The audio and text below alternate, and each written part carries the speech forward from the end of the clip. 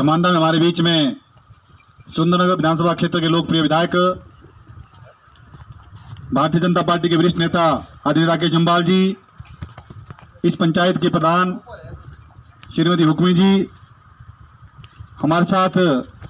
इस बूथ के अध्यक्ष नेत्र जी, यहाँ पर जो महिला मोर्चा की हमारे साथ बहन लता जी और सभी महिला मोर्चा की माताएं बहनें, और यहाँ पर दौलत जी जो किसान मोर्चा के सचिव हैं, हमारे बीच में पूर्व के प्रधान दिलीप जी, छबीराम जी, शिव जी,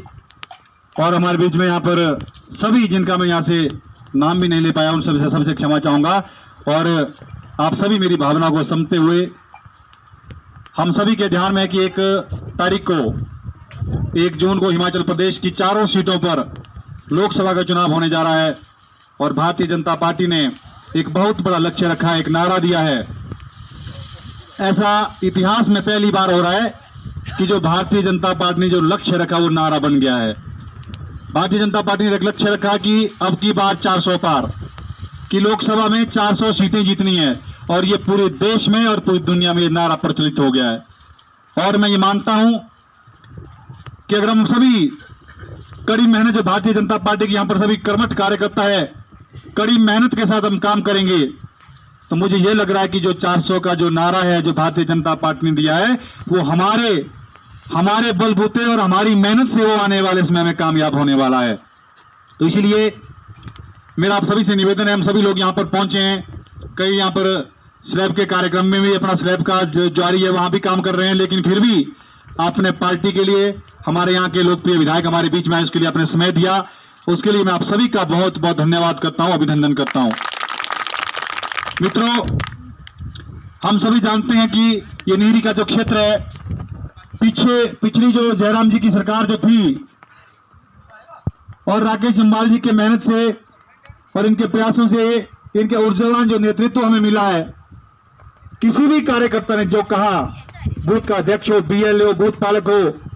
जिनको भारतीय जनता पार्टी में ब्रह्मा विष्णु महेश की संज्ञा दी जाती है, चाहे महिला मोर्चा हो, चाहे महिला मंडल हो, चाहे कोई सामान्य सा कार्यकर्ता, कोई प्रधान हो, इन्होंने जो भी आदरणीय विधायक साहब को जो कहा, इन्होंने उसमें एक वो होता ना कि भी ऊपर नीचे करने का प्रयास नहीं किया, इन्होंने सीधा ही जो आपने बोला उसको अपने सर माथे लेकर के इन्होंने जो उस काम को आदरणीय मुख्यमंत्री जी पूरा करने का प्रयास किया। और वो सारे काम मैं मानता हूं कि सब जो आपने कहा, लगभग सभी काम लगभग पूरे हो गए हैं।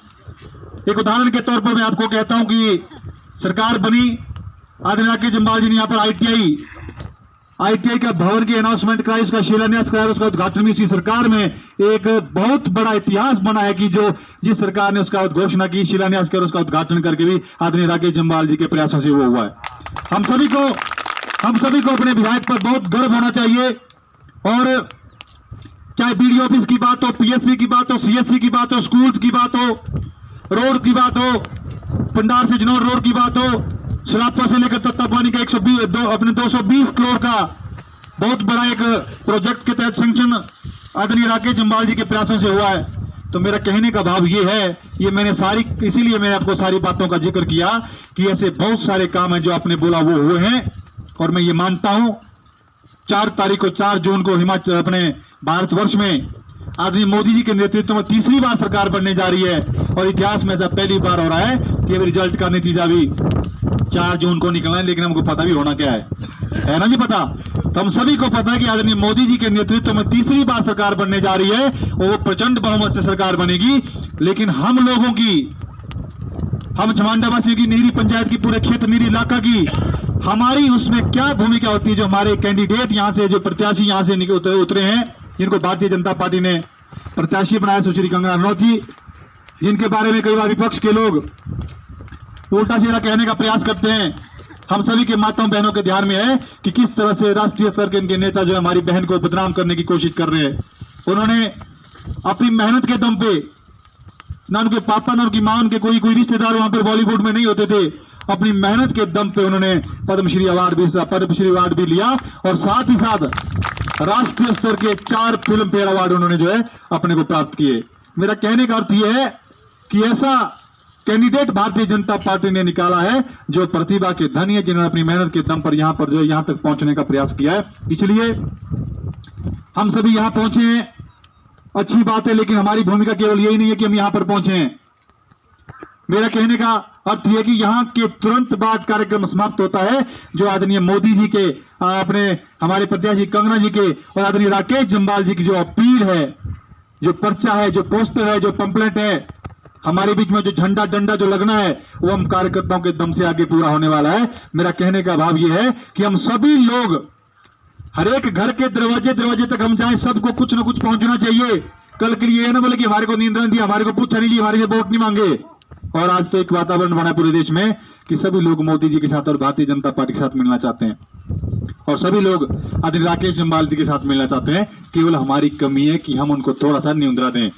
और हम उनसे थोड़ा सा बातचीत करें। तो इसलिए वो काम किसने करना है, उस काम के लिए ना राकेश जम्वाल जी आ सकते हैं, क्योंकि अब बहुत सारे लगातार 1-2 महीने से लगातार दिन रात 10-10 कार्यक्रम कर रहे हैं, और अभी संभव नहीं है कि हर एक दरवाजे तक पहुंचा जा सके। लेकिन आप सभी, हम सभी लोग मोदी जी और राकेश जम्वाल जी बनकर दरवाजे दरवाजे तक जाएंगे। और आने वाले समय में इस बूथ से, वैसे भी भारतीय जनता पार्टी का ये अच्छा पेट बूथ है, लेकिन हम ये मानते हैं कि जो थोड़ी बहुत कमी यहाँ पर और रही है, जो अभी इधर उधर दौड़े हैं, उनको भी यहाँ पर खींच करके